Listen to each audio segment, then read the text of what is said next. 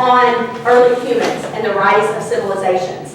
And we've been looking at geography and the social scientists who study early people that study history, and you've learned that archaeologists are the diggers, the historians are the writers, and then the geographers are the map makers. And you'll be all of those. You were the archaeologists and the historians in the caves last week. Okay? Well, today I'm going to ask you to take on another role. Okay? But I'm going to ask you to take on the role of an early human. Because before we jump back thousands of years, it's going to be a lot easier for us for this lesson if we understand in today's terms.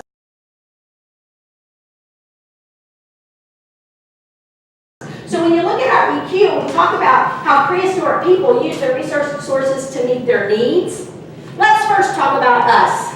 So I want you to get one of those little scratch sheet of papers, not the yellow. And all I want you to do on that scratch sheet of paper is I'm going to give you a minute, and I'm going to do this also on the board. Get one of the half sheets, Barney. Okay? One of those half sheets of paper. Is all I want you to think about is I want you to think about all of the items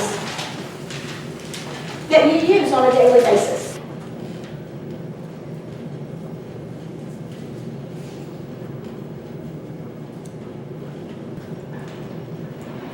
These are the things that to me on a daily basis are important. Okay, toothbrush. I cannot stand when my teeth feel grody. And you've all rubbed your tongue across your teeth and felt the gunk on them. I can't stand that. So a toothbrush is one of those things I use quite a few times every day. My car, to get around where I need to go. My computer, obviously. Could you imagine in my classroom? Think about how many times I go to the computer and do something, right? Food. My pajamas. They are so comfy, cozy. Sometimes Mr. Uribe comes home at 5 o'clock and he'll say, "You're already in your pajamas?" I'm like, "Why not? I'm not going anywhere else today." Okay, they're comfortable. My hairspray. Once I fix my hair, I just want it to stay. I don't want it to blow around and mess around. Face cleaner. My mother taught me at a very young age once I started wearing makeup. She taught me a lesson that I still use all these many years. She said, never go to bed with makeup on your face. So it doesn't matter what time I go to bed, I clean my face. And speaking of a bed, okay, because you know I like to sleep and I love my rest, and so I need a bed. So let's add some things from your lists. Let's add some things. If you want to add something that you have put on yours and you want to add it to our list, so we've got Mr. Uribe and then we have and our class. What are some things we've got going on? Peyton. Water. Okay. What else do we have going on? Rainy. Electricity.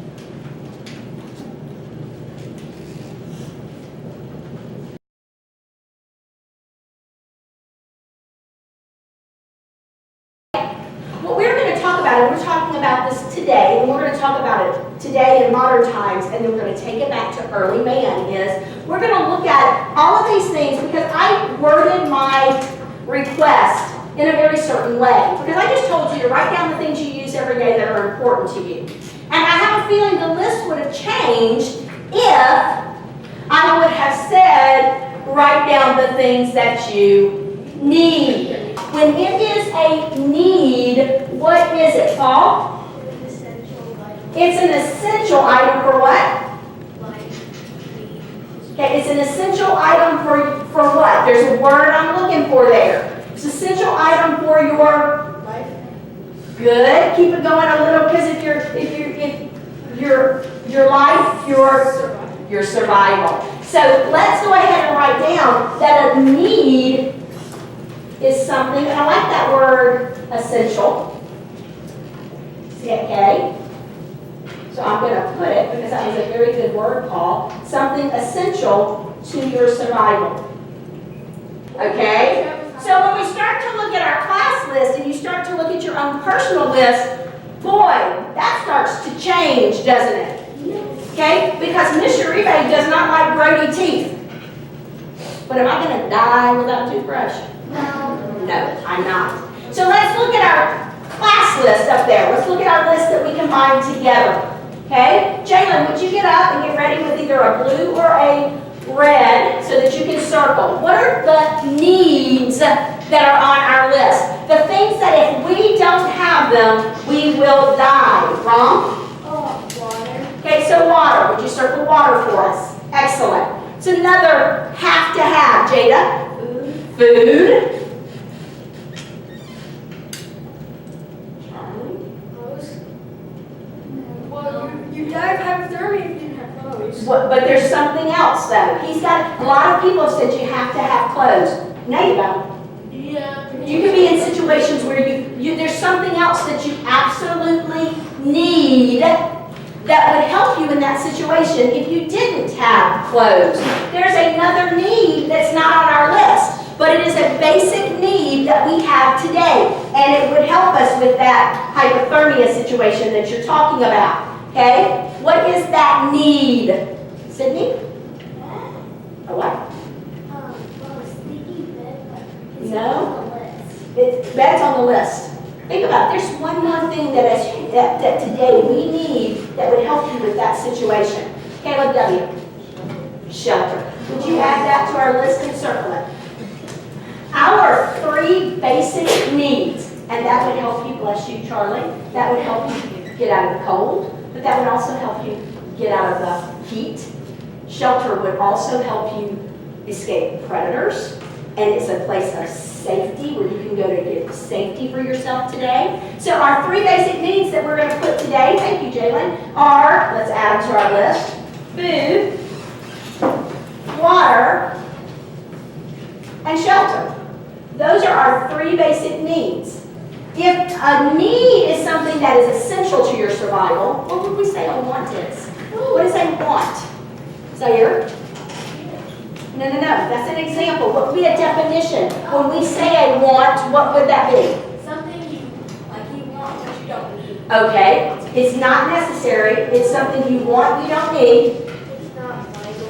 It's not vital. Another good word, Paul. Woo-hoo. Whoop. Good words using today.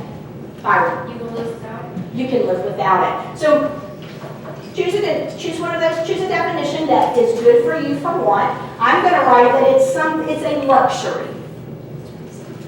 It's not, I'm going to use that good word you used, Paul, vital to survival. A lot of times wants are the things that make life easier. They make them more comfortable. And then we have one more word that we need to add up here. Resources. Of course, we have resources. So you start thinking about your list and you start thinking about resources. So what's a good definition for us for resources? To live, you have to have food, water, and shelter. So resources are things that can help us or give us things that will help us what? To meet our needs. Excellent. So when we talk about resources, they are something, let's go. Figure out a definition that's good for you, or you can go with me on the board. But it's something that can be used to help or support to meet your needs or wants. In the last class, when I asked them for resources, boy, we went way back. I'm talking today. Today, in your life today. What are the things that help you meet your needs or your wants? What are the things you use to help you meet your needs or wants? Randy, tell me one. The grocery store. Excellent. I don't know about you, but I go to the grocery store at least 3 times a week to meet that basic need of food. Okay? To meet my basic need of food, I head to the grocery store. Colleen. Wood, of course. That's a resource that helps us what? Build houses and build things. That is a resource that we use to help us meet our needs or our wants. So we have lots of resources, okay, to help us meet our basic needs of food, water, and shelter, and our wants. So now we understand where we're going through. But now what I want you to do is now I'm going to ask you to take on that role again. And I'm going to ask you to think back thousands and thousands of years.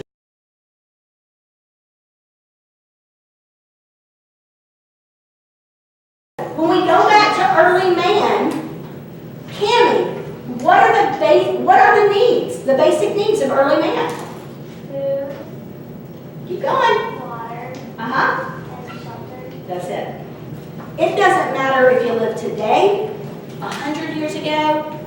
1,000 years ago, your basic needs are the same. In order to survive, these are the things you need.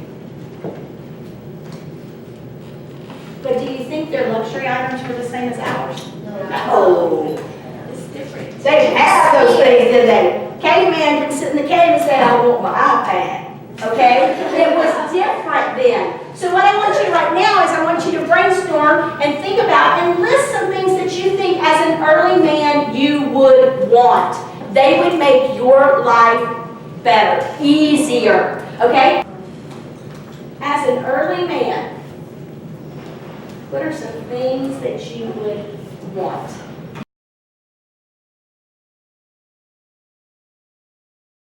Animal skins. Okay, sure. Animal skins. Okay? Yeah, they could use those for lots of things. That would include clothes, blankets, different things like that. Colleen? Like the ones that they can make. Okay. So wood, and that could be their in their environment. That also could be a resource. But if they needed to, if they wanted to live in wood type of structures and there wasn't any around, what would that cause them to do? To move, maybe. You are a prehistoric hominid who is trying to meet your basic needs for survival. As you survey your surroundings, you realize that your environment does not offer much that is useful to you. However, you do notice that there's an abundance of 3 items.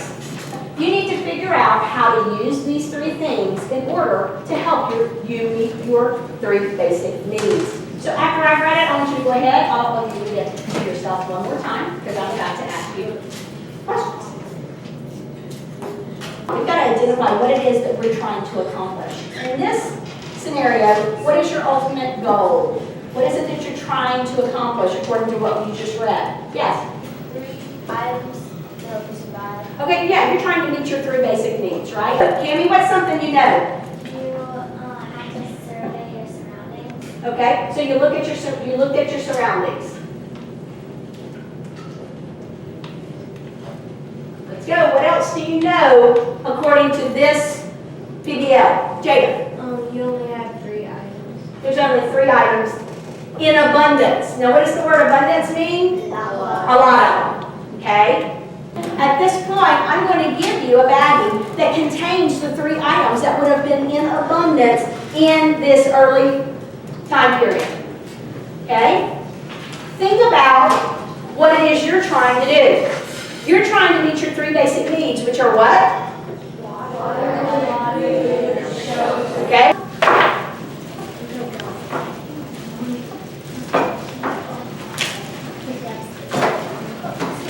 So what is it that